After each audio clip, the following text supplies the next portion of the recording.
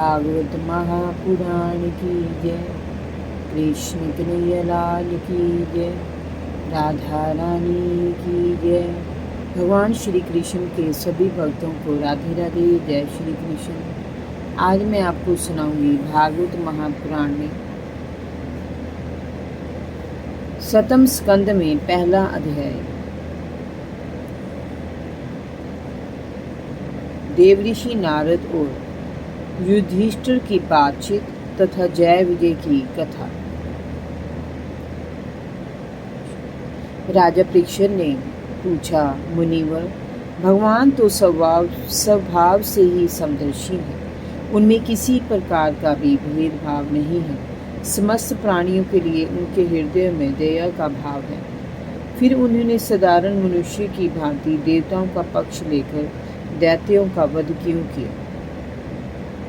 श्री सुखदेव जी ने कहा, राजन, भगवान की इस अद्भुत चरित्र के लिए तुमने बड़ा सुंदर प्रश्न किया। इसके सुनने से भगवान के प्रति प्रेमा भक्ति का उदय होता है। भगवान तो निर्गुण, अजन्मे, अव्यक्त और प्रकृति से परे हैं। ऐसा होने पर भी वे अपनी माया के गुणों को स्वीकार करते हैं और मृत्यु तथा मृत्यु देने वाले दोनों रूपों को ग्रहण करते हैं। सत्वगुण, रजोगुण और तमोगुण ये प्रकृति के 3 गुण हैं, परमात्मा के नहीं। परमात्मा सभी जीवों के शरीर में रहते हैं। उन्हें जानने के लिए आत्म मंथन करना पड़ता है। बिना आत्म मंथन के अथवा आत्मा के स्वरूप को जाने बिना कोई भी परमात्मा की शक्ति का अनुभव नहीं कर सकता। परमेश्वर जब अपने लिए शरीर का निर्माण करना चाहते हैं तब अपनी माया से रजोगुण की अलग से सृष्टि करते हैं। जब वे विचित्र और पवित्र योनियों में रमण करते हैं तब सत्व गुण की सृष्टि करते हैं। जब वे योग निद्रा में शयन करते हैं तब तमोगुण बढ़ा देते हैं। वे तो सत्य संकल्प हैं। वे ही जगत की उत्पत्ति, पालन और संहार की सृष्टि करके अपनी लीला प्रकट करते हैं। वे काल के अधीन नहीं हैं, अपितु काल उनके अधीन है। राजन, इस विषय में देवऋषि नारद ने एक कथा कही थी। ये उस समय की बात है जब महाराज युधिष्ठिर ने राजसूय यज्ञ किया था और भगवान श्री कृष्ण ने शिशुपाल का वध कर दिया था। उस समय देवऋषि नारद भी वहां उपस्थित थे। तब यज्ञ मंडप में ही युधिष्ठिर ने देवऋषि नारद से प्रश्न किया था।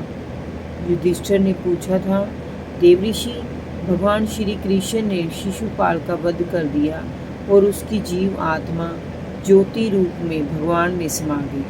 श्री कृष्ण में समा जाने के लिए तो बड़े बड़े भक्तों के लिए भी दुर्लभ होता है। फिर भगवान ने द्वेष करने वाले शिशुपाल को ये गति कैसे मिली?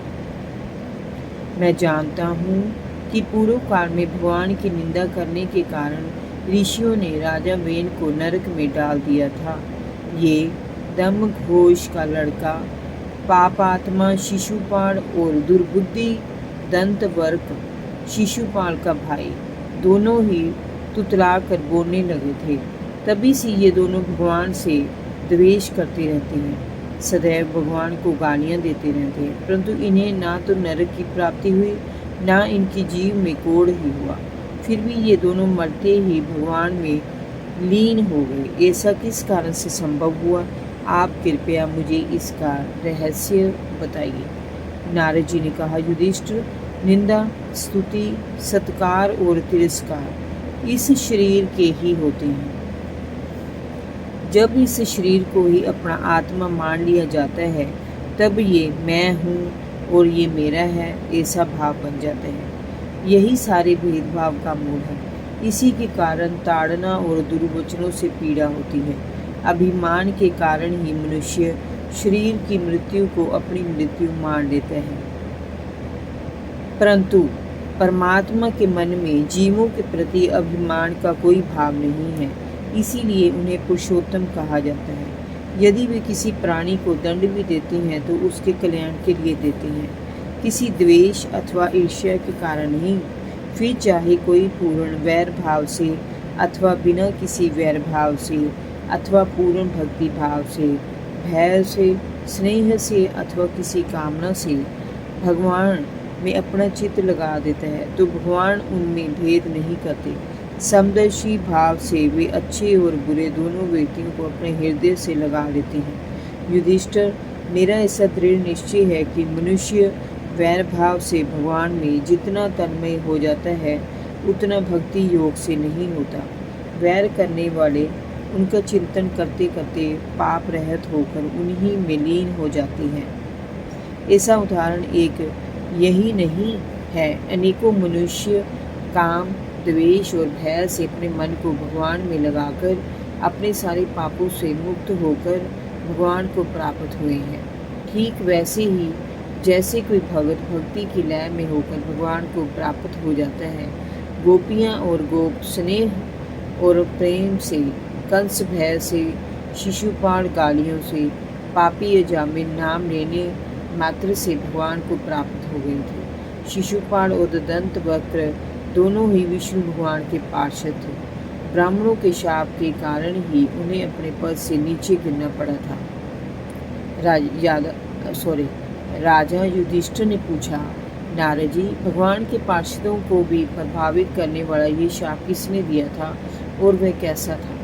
नारद जी ने कहा, युधिष्ठिर, एक दिन ब्रह्मा जी के मानस पुत्र सनक आदि ऋषिगण तीनों लोकों में सवज छंद विचरण करते हुए बैकुंठ लोक जा पहुँचे।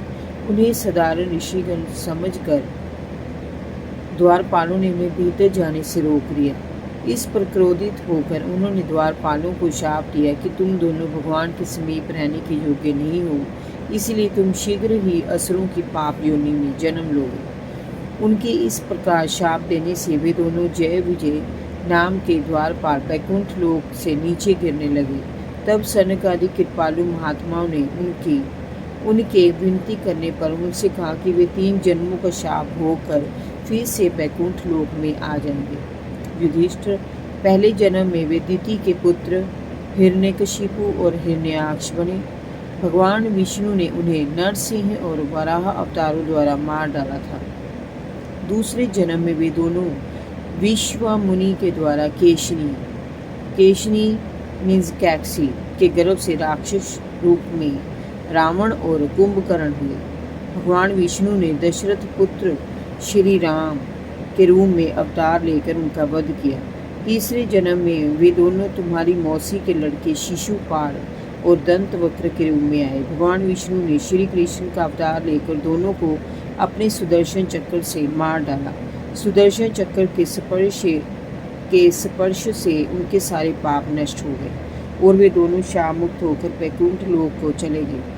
वैर भाव के कारण वे निरंतर भगवान श्री कृष्ण का चिंतन किया करते थे।